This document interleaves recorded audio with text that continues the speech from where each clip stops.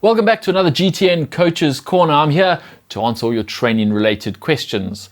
On this week's show, how best to carry your gels in a race, how to structure your training if you only have 3 days a week, should you run in carbon shoes for your marathon training, how to optimize recovery in just a 24-hour window, and how do self-powered treadmills compare to regular treadmills. Well, let's get straight into your questions.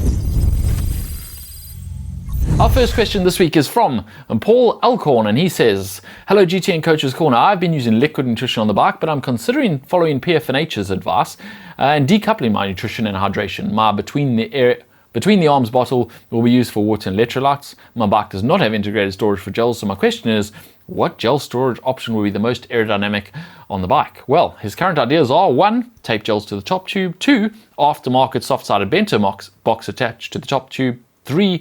Gels decanted into an aero bottle on the down tube, 4. Gels decanted into a regular bottle behind the saddle, but he doesn't like the idea of reaching behind the saddle that many times during a race, or 5. Stuff a few precision fuel and hydration jumbo gels down the front of my race kit.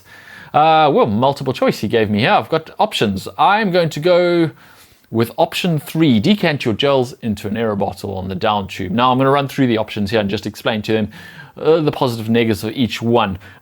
Starting with taping gels to your top tube, not a great idea. They are right there in front of you. It helps you not forget to eat and drink, but it is messy.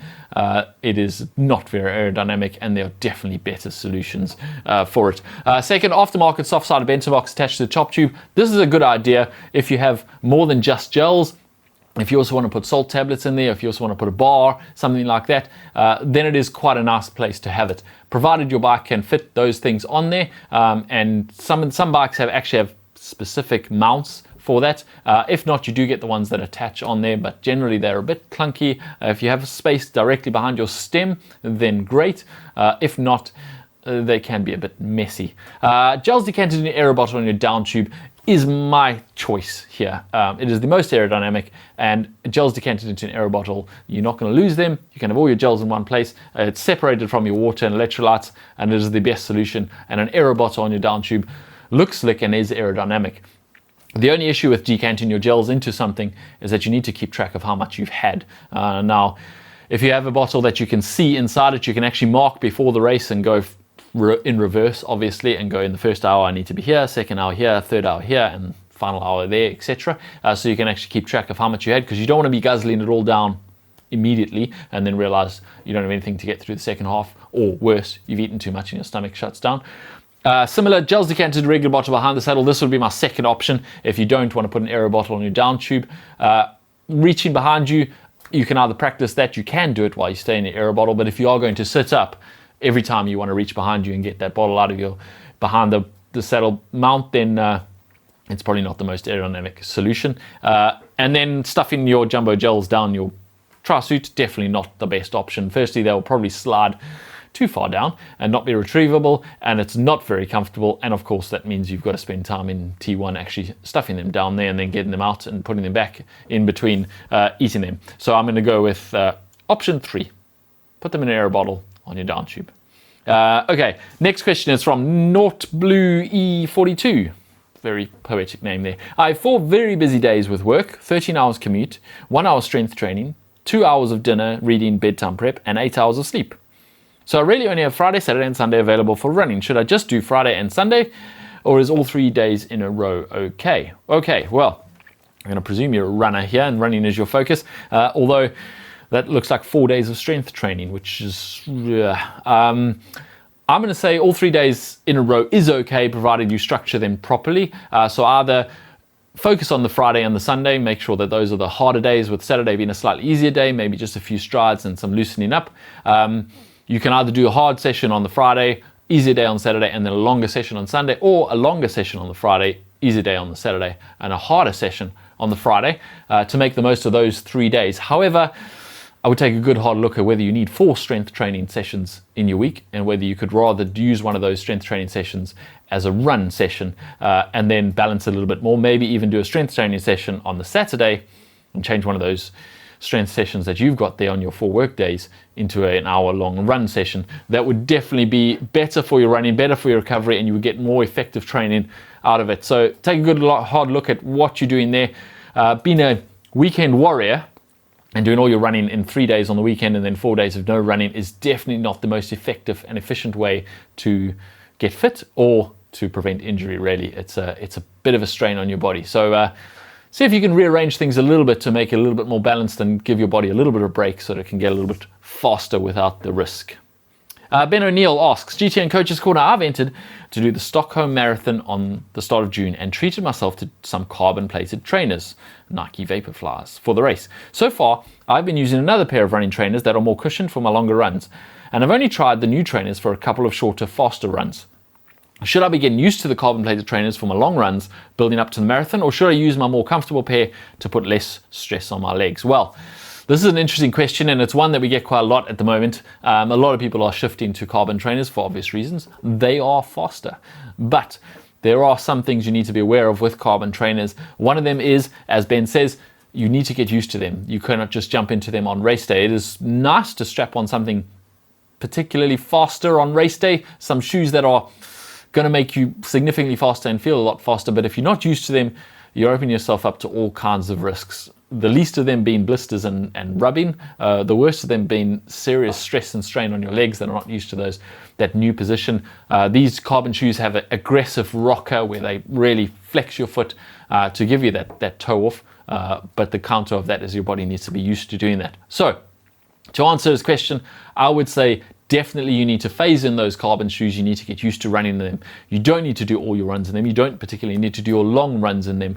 But any and all runs that you do at race pace as you get closer to the race should be done in those carbon shoes.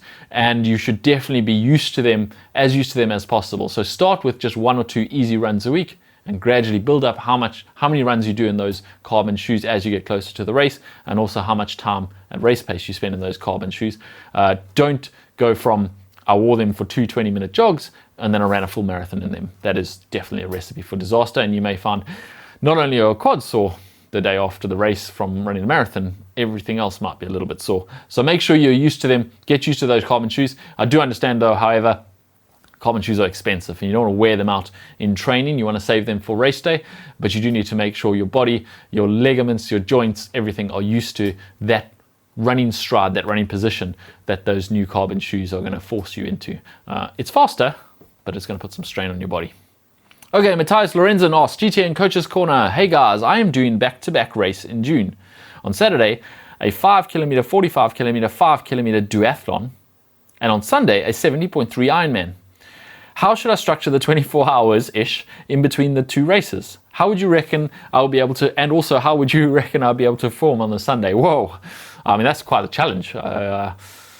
Good luck to you there, Matthias. That is definitely going to challenge you. All you can really do in those 24 hours, or probably less than 24 hours, is hydrate and rest and recover. I would say your first thing would be to think about the second race before you do the first race, and even during the first race. And that means fueling really well for that first race and fueling well during that first race, so you kind of get a head start on the refueling for the next race. Also hydrate really well. It can take more than 24 hours to rehydrate if you've got yourself really dehydrated. So in that duathlon, you're going to make sure that you rehydrate properly, that you stay hydrated. You don't get to a dehydrated position. It'll take you longer than 24 hours to get rehydrated.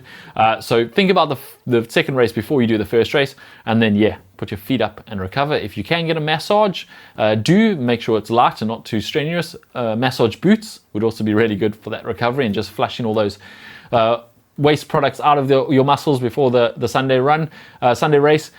As for how you're going to go in the second one, that very much depends on how fit you are and also how hard you push that first duathlon.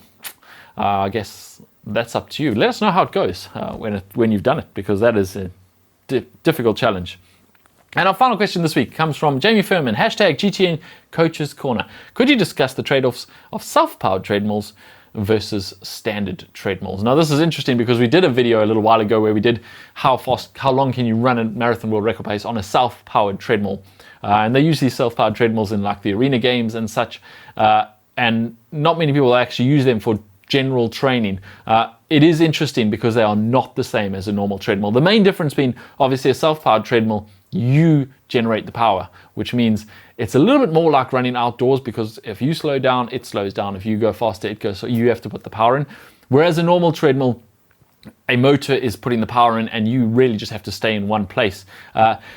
You cannot compensate on a self-powered treadmill, and this is an important point, because what you can do on a normal treadmill is if you start getting tired or you're struggling to maintain the pace that you've set it at, you can kind of leap or bound or take longer strides, and you will therefore hold a faster pace for much the same effort.